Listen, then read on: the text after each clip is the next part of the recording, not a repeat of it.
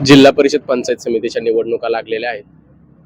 काही ठिकाणी असं म्हणलं जातंय की आपल्या भागामध्ये काही पक्षाचे आयात उमेदवार आहेत, तर त्यांना जनता साथ देईल का? तुम्हाला काय वाटतं? पहिल्यांदा तर जय श्रीराम.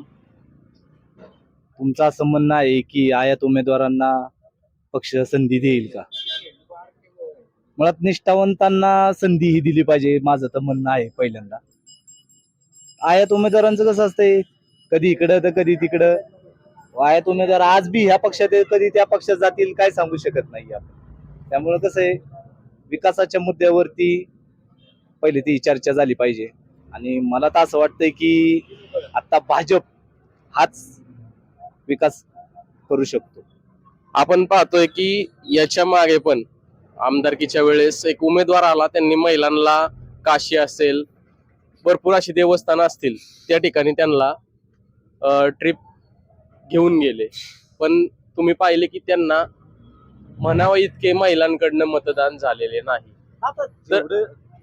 झाले नाही. आता ही लोक पाहताय तुम्ही की होम मिनिस्टर सारखे कार्यक्रम घेत आहेत महिलांचं मनधरणी करण्यासाठी. तर तुम्हाला काय वाटतं की त्या उमेदवाराला किंवा त्या पक्षाच्या उमेदवाराला महिलांचं मतदान होईल? जनता जनार्दन आहे, तसं आपण काय सांगू शकतो. प्रत्येकाने कुठं मतदान करायचंय, प्रत्येकाला हक्क दिलेला आहे संविधानामध्ये. मग आपण असं कुणाला सांगू शकत नाही की ठामपणे.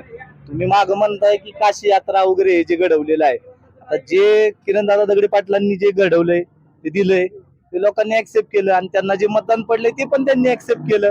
शेवटी हार जीत ही चालतच असते, हे निवडणूक आहेत शेवटी. नाही, पण इथं महिलांचं मनधरणीचं आलेलं आहे. महिलांचं मन धरणीचं, आता महिलांचं शेवटी बघा कसं असतंय. महिलांचा आता काय प्रत्येक पक्षाने ते एक हेच लावलेलं आहे, कार्यक्रम म्हणा हे म्हणा. आता ते तुम्ही म्हणताय बीजेपी विकास करू शकते, भाजप नक्कीच, भाजप विकास करू शकते, पण ह्या गोष्टी करून होऊ शकतो का विकास मनधरणी करून? आता ते भाजप थोडी एकटच करते, सगळेच जण करतात ना ते. सगळेच करतात, पण आता सध्या तुम्ही भाजपच्या विकास कामांवर बोलत होता. तर ह्यामुळे आता आपण पाहतो की काही उमेदवार किंवा काही बलाढ्य नेते काँग्रेस पक्षातून बीजेपीत गेले असतील, किंवा बीजेपीतून दुसऱ्या पक्षात गेले असतील, राष्ट्रवादीतून बीजेपीत आले असतील, पण आपला जो भाग आहे ह्याची विकास कामे झाली आहेत का? मुळात विषय काय आहे, आमदार संग्रामदादा थोपटे तुम्ही म्हणत असताना भाजपमध्ये आलेले, आज सगळ्यात आमदार संग्राम थोपटेंवरती अन्याय झालेला आहे. मुळात म्हणजे प्रत्येक कामामध्ये त्यांना ते काम अडवणे वगैरे वगैरे बरेचसे प्रकार झालेले आहेत. मुळात इथं येऊन आमदारांनी जे संधी करतील, 100 नाही 1000% आता पहिल्याच टप्प्यात कारखान्याला एवढे कोटी रुपये देऊन देवेंद्र फडणवीसांनी भाजपनी जे काही साध्य करायचे ते साध्य करून दिलेले.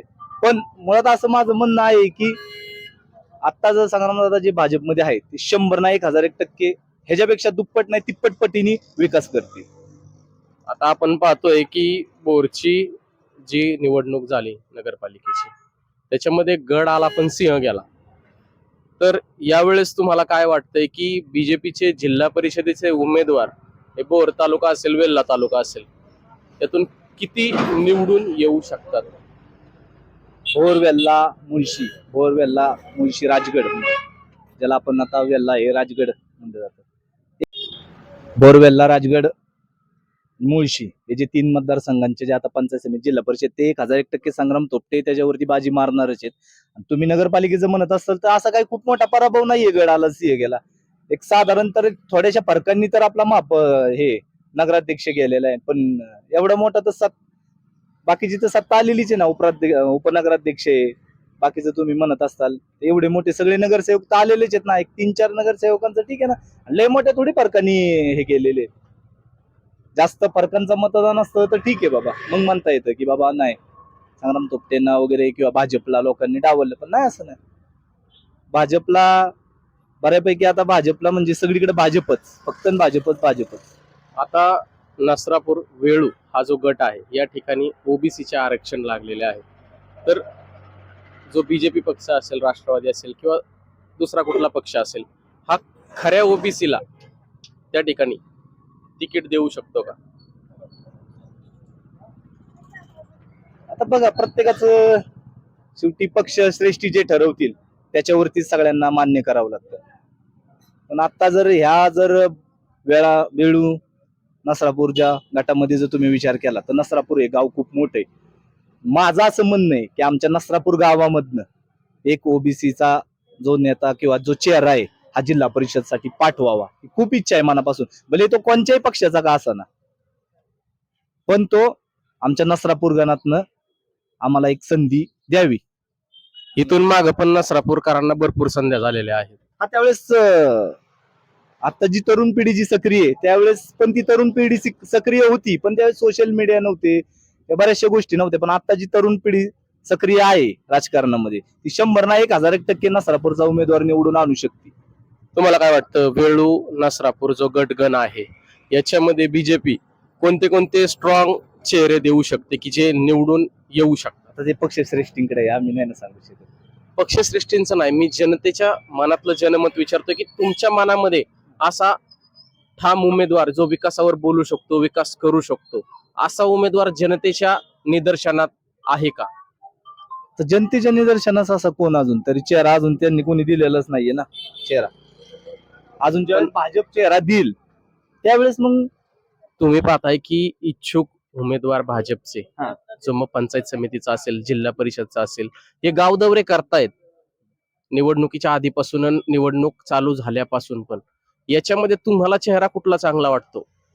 आता जे नवसह्याद्रीचे सर्व आहेत पोपटराव सुके, अशा चर्चा आहे की त्यांचं बऱ्यापैकी तिकीट फायनल होते. तो एक चेहरा चांगला आहे, म्हणजे आज तगायत तर त्यांची कामं बी भरपूर आहे, सोशल मीडियामध्ये सोशल वर्क मध्ये बी भरपूर मोठी कामं आहेत, काय अडचण नाहीये. तो चेहरा सुद्धा चांगला आहे. पण बीजेपीच्या जुन्या निष्ठावंतांचं काय मग? मला तर जुने निष्ठावंत म्हणतात लढायचंच नाहीये तर नाही नाही, असं तरी सूर अजून जनतेत किंवा त्यांच्या जे जुने उमेदवार आहेत, जे निष्ठावंत आहेत, त्यांच्या तोंडातून तर अजून पुढे ही भाषा बोलली जात नाहीये. मग पक्ष आत्ताचा डावलतोय त्यांना, जुन्या उमेदवारांना? नाही असं नाहीये. काय आता जे संग्रामदादा थोपटे आहेत ते सगळ्यांना विश्वासात घेऊन ही कामं केली जात आहेत. असं नाहीये की त्यांना निष्ठावंतांना डावललं जातंय वगैरे, सगळ्यांना बरोबर घेऊन ते काम करतायत. पृथ्वीराज थोपटे असतील, संग्रामदादा असतील, हे सगळे त्यांना घेऊन सगळ्यांना कामं करतायत. भाजप असेल, भाजप बरोबर ती कामं करतायत. आता तुम्ही असं म्हणताय, पण ज्या ठिकाणी ज्यांनी भाजपा जगवली, रुजवली माणसाच्या मनामध्ये, जे जुने उमेदवार आहेत, त्यांचा पक्षाने विचार केला पाहिजे का नाही? त्यांना पहिलं प्राधान्य दिलं पाहिजे का नाही? हो, दिलं पाहिजे. त्यांना प्राधान्य तर पहिलं दिलंच पाहिजे. मग तुमच्या भागातून जो जुना निष्ठावंत नेता आहे तो कोण आहे आणि त्याला तिकीट दिलं पाहिजे असं तुम्हाला वाटतं? असं नाही ना आम्ही सांगू शकत. असं नाही ना काही सांगू शकत. नाही, पण जुना निष्ठावंत कोण आहे तुमच्या भागामध्ये, नसरापूर वेळू गटामध्ये? तर ओबीसीचा कोण चेहरा आहे अजून? कसं काय तुम्ही खरा ओबीसीचा चेहरा मागताय? खरा ओबीसीचा चेहरा नाही ना सांगू शकत आम्ही. मग काही वेळा आता जे कुणबी सर्टिफिकेट आहेत किंवा ओबीसी सर्टिफिकेट आहेत याच्यामध्ये कुणाला मिळाला असेल असं? ओबीसी हे कसं का पडतं की जो एक ओबीसी समाज आहे त्याला कुठंतरी पुढे यावं, त्यांना ते संधी मिळावी. तुम्हाला असं वाटतं की पक्षाने ओबीसी हा चेहरा ओरिजिनल ओबीसीचा आणि चेहरा निष्ठावंतांनाच द्यावं. तुमच्या बघण्यात असं नसरापूर किंवा तुमच्या भागामध्ये कोण ओबीसीचा चेहरा आहे का? नसरापूर गावात जर मागत असताल चेहरा तर आमच्याकडे एक माऊली चव्हाण म्हणून एक आहे ओबीसीचा चेहरा. तो तुम्हाला हो, नसरापूर गावात हो. तुम्ही पक्षाकडे संपूर्ण गाव जाऊन त्या तिकिटाची मागणी करणार आहात? हो, करणार ना मागणी. मला काय वाटतं? 100% मागणी करणार. पक्ष देऊ शकतो? आता ते पक्षश्रेष्ठींचा निर्णय आला. जर नसरापूरला डावललं तर नसरापूरकडची जनता काय करणार?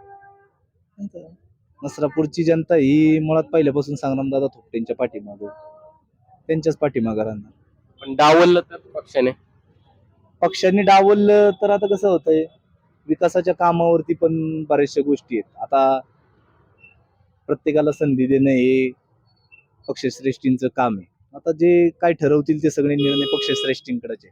डावललं काय, संधी दिली काय, हे ते जे काय ते पक्षश्रेष्ठीच ठरवतात. तुम्ही आम्ही जे काय ठरवून जो चेहरा येईन त्या चेहऱ्याकडनं काम करून घ्यायची जबाबदारी ही आपली राहील. समजा बीजेपी पक्षाने दुसऱ्या उमेदवाराला तिकीट दिले आणि तुम्ही जो म्हणताय उमेदवार त्याला दुसऱ्या पक्षाने तिकीट दिले, तर तुम्ही पक्षाचे काम करणार का त्या उमेदवाराचे काम करणार, गावातला असेल तर उमेदवाराचंच काम करावं लागेल. असं तुमचं गाव म्हणणं आहे? म्हणून, हो माझं असं म्हणणं आहे ठाम. गाव म्हणून माझं म्हणणं आहे ठाम. या होत्या नसरापूर गावातील स्थानिक लोकांच्या प्रतिक्रिया.